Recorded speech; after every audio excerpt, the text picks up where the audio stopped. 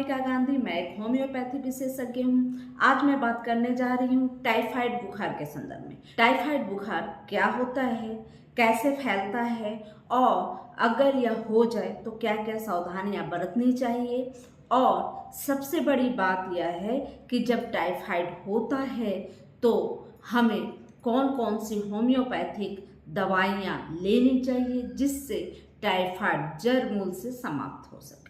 Typhoid साल्मोना typhus नाम की एक बैक्टीरिया होती है। उस बैक्टीरिया के द्वारा ही टाइफाइड फीवर होता है। जब यह साल्मोना टाइफस नाम की जो बैक्टीरिया हमारे शरीर में प्रवेश करती है उसके बाद 7 से 14 दिन लगता है इसके लक्षण उभरने में। चूँकि यह साल्मोना टाइफस नाम की जो बैक्टीरिया होती है वो गंदी जगहों में, गंदे खाने की चीज़ों में, गंदी पानियों में होता है, जिसकी वजह से हमारे शरीर में प्रवेश करता है। यह बैक्टीरिया मक्खियों के द्वारा ज़्यादातर फैलाई जाती है। अगर कोई इस बैक्टीरिया से पीड़ित व्यक्ति है, उसके मल मूत्र में जो मक्खियाँ बैठती हैं वह मक्खियाँ इत्र तत्र कहीं भी किसी भी जल स्रोत में जाकर बैठ जाती है। जो पानी हम जब ग्रहण करते हैं तब यह बैक्टीरिया हमारे शरीर में भी प्रवेश कर जाता है। कुल मिलाकर कहें, यह गंदी जगहों या गंदे खान पान की वजह से यह बैक्टीरिया फैलती है। यह बैक्टीरिया हमारे आंतों में जाकर मल्टीपल होने लगता है। जब यह हमारे मुंह के माध्यम से जब शरीर के अंदर प्रवेश करता है तो यह हमारे आंतों में अपना घर बनाता है और वहाँ पर यह बहुत ज़्यादा बढ़ने लगता है। अगर यह बढ़ने लगा, जैसे जैसे यह बढ़ता है वैसे वैसे आपकी स्थिति खराब होने लगती है। जब भी आपके अंदर टाइफाइड बैक्टीरिया प्रवेश करता है तो 7 से 14 दिन में अपना असर आपके शरीर पर दिखाना शुरू करेगा। इसकी जो बुखार होती है वह धीरे धीरे बढ़ते जाती है। अगर आज आपको 100 डिग्री बुखार है तो दूसरे दिन 101, 102 ऐसा कर कर बढ़ता है। जैसे जैसे बैक्टीरिया हमारे आंतों में मल्टीपल होना शुरू होता है, बढ़ना शुरू होता है, वैसे वैसे व्यक्ति को बहुत ज़्यादा पीड़ित करता जाता है। बैक्टीरिया की रोकथाम सही वक्त में पहचान कर उसकी उचित दवा और खान पान में सही सावधानी बरतने के बाद ही इस पे कंट्रोल किया जा सकता है। पहले समय में टाइफाइड से बहुत सारे लोगों की जान चली जाती थी। अभी के वक्त में जब भी किसी व्यक्ति को टाइफाइड होता है तो जब वो व्यक्ति अस्पताल जाता है तो बहुत तरह की एंटीबायोटिक अभी उपलब्ध है। एंटीबायोटिक दिए जाते हैं और फीवर को गिराने की दवा दी जाती है, जिससे फीवर भी कंट्रोल होता है और एंटीबायोटिक देने से बैक्टीरिया मारे जाते हैं।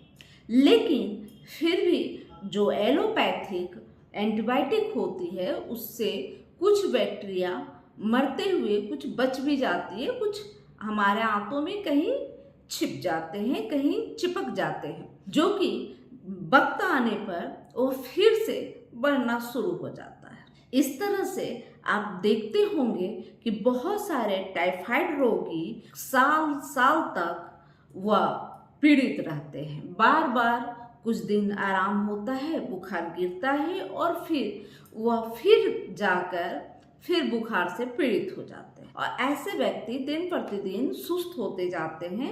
बहुत ज़्यादा उनके शरीर में सुस्ती आती है, नीरसता आता है। ऐसी स्थिति में हमारे होम्योपैथी में बहुत अच्छी अच्छी दवाइयाँ हैं। चूँकि अभी के समय में बहुत ज़्यादा टाइफाइड फैल रहे हैं, गर्मियों में व बारिश के मौसम में यह समस्या बहुत ज़्यादा बढ़ जाती है। ऐसी स्थिति में होम्योपैथी बहुत ज़्यादा कारगर होती है। अब बात कर लेते हैं कि जब आपको टाइफाइड होता है तो आपको टेस्ट करानी चाहिए। टेस्ट में सबसे पहले सीबीसी करानी चाहिए, उसके बाद वेडोल टेस्ट होता है, उसके बाद आपका बोन मेरो टेस्ट भी हो सकता है, कल्चर भी होता है। अब बात करते हैं कि जब आपके टेस्ट में ये क्लियर हो जाता है कि आपके अंदर टाइफाइड नाम की बैक्टीरिया मौजूद है, तो ऐसी स्थिति में आप खाने पीने में ज़्यादातर द्रव पदार्थ आप लें, यानी कि तरल, जैसे दाल, दूध व जूस का इस्तेमाल ज़्यादातर करें। हल्का भोजन लें, सुपाच्य भोजन लें और हमेशा प्रयास करें कि घर का बना भोजन लें।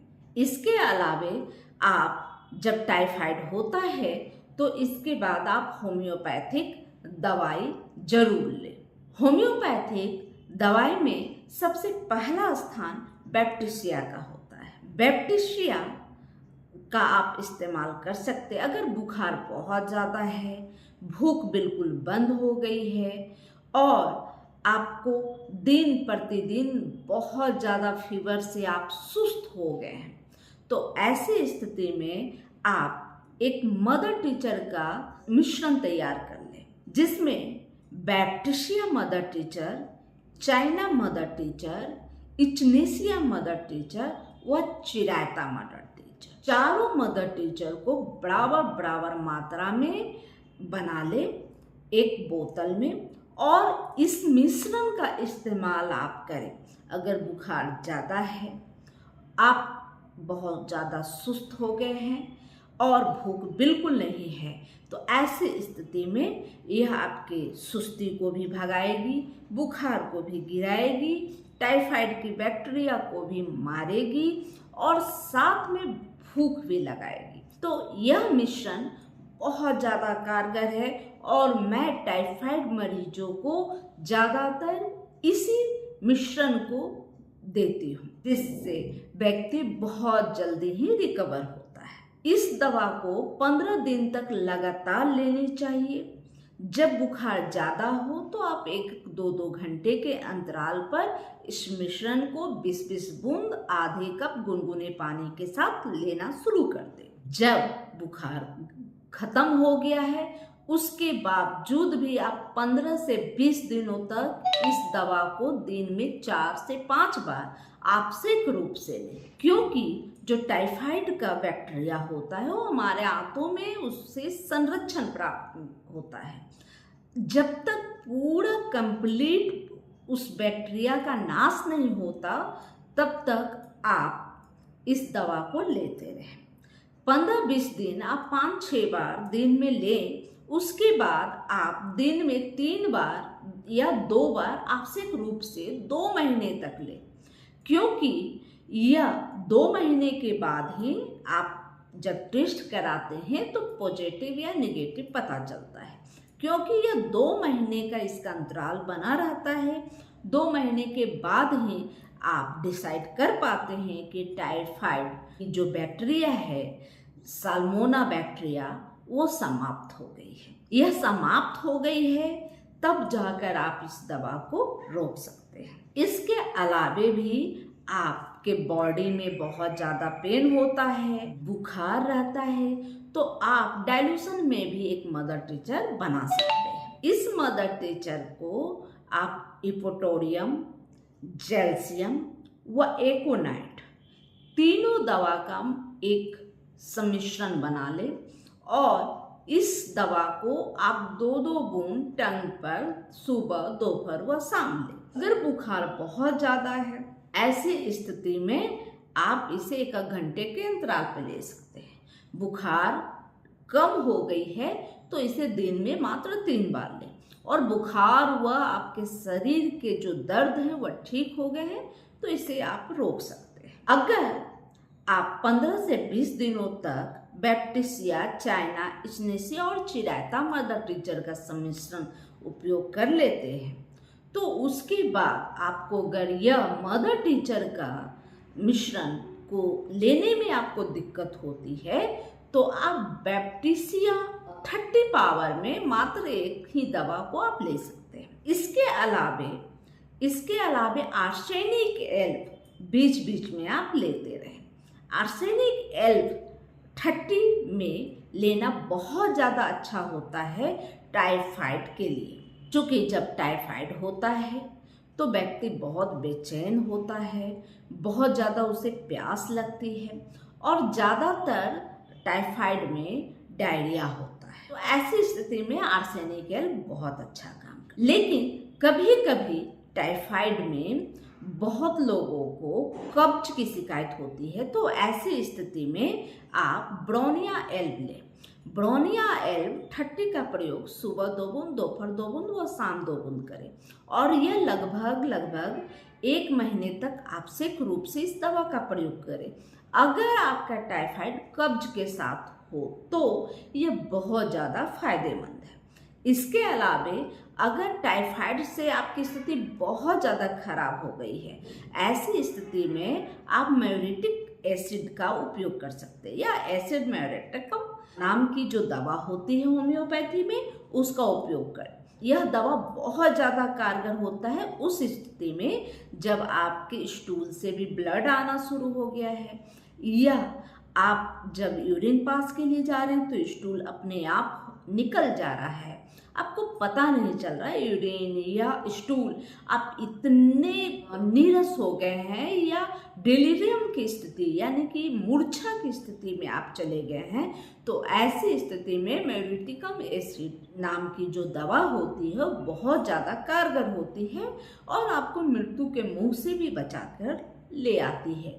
अगर यह स्थिति टाइफाइड में इस तरह का आपको होता है कि आपको स्टूल कब निकल जाए कब पता ही नहीं चलता, ऐसी स्थिति में म्यूरेटिकम एसिड या एसिड म्यूरेटिकम नाम की जो दवा होती है वो बहुत ज़्यादा कारगर होती है और इसकी 30 मात्रा में अगर स्थिति बहुत ज़्यादा खराब है तो आप 1 घंटे के अंतराल पर 3 बार लें और इसके बाद 2 से 3 दिनों तक इसे दिन में 3 बार ही लें और इसे फिर छोड़ दें। इसके बाद आप बैक्टीरिया मदर टीचर या बैक्टीरिया 30 के रूप में इसका इस्तेमाल करेंगे तो टाइफाइड नाम का जो बैक्टीरिया आपके शरीर में गया है वह बिल्कुल ठीक हो सकता है। यह जानकारी अगर आपको बहुत अच्छी लगी तो इसे आप जरूर लाइक करें, सब्सक्राइब जरूर करें। आप वीडियो को शेयर कर सकते हैं अपने दोस्तों, अपने सगे संबंधियों, अपने फैमिली मेंबर के साथ। धन्यवाद। जय हिंद, जय भारत।